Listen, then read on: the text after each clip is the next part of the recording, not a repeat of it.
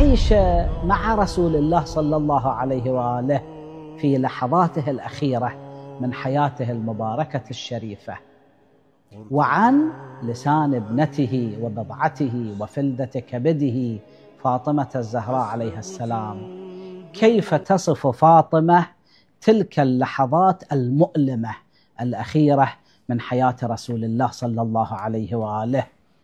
تقول عليها السلام: سمعت أبي رسول الله في مرضه الذي قبض فيه يقول: وقد امتلأت الحجرة من أصحابه.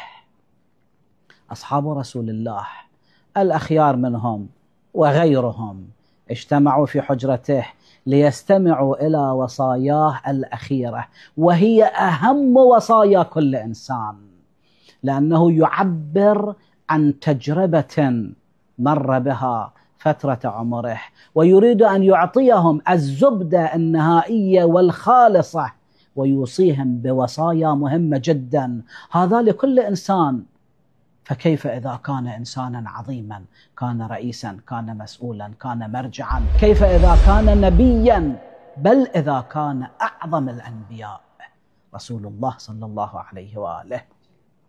يقول في تلك الأيام العصيبة، في تلك اللحظات الشديدة: أيها الناس، يوشك أن أقبض قبضا يسيرا، وقد قدمت إليكم القول معذرة إليكم، ألا إني مخلف فيكم كتاب ربي عز وجل وعترتي أهل بيتي.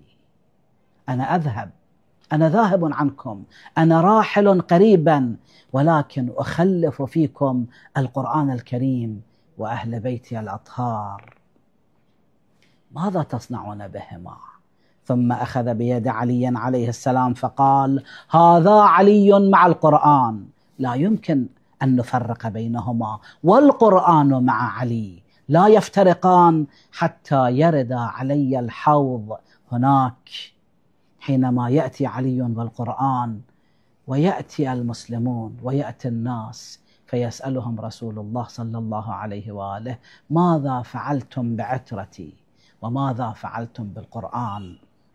فأسألكم ما تخلفوني فيهما، كيف تعاملنا معهم؟ أما القرآن فقد مزقوه وأحرقوه، وأما العترة فقد تركوهم بل شتتوهم وقتلوهم.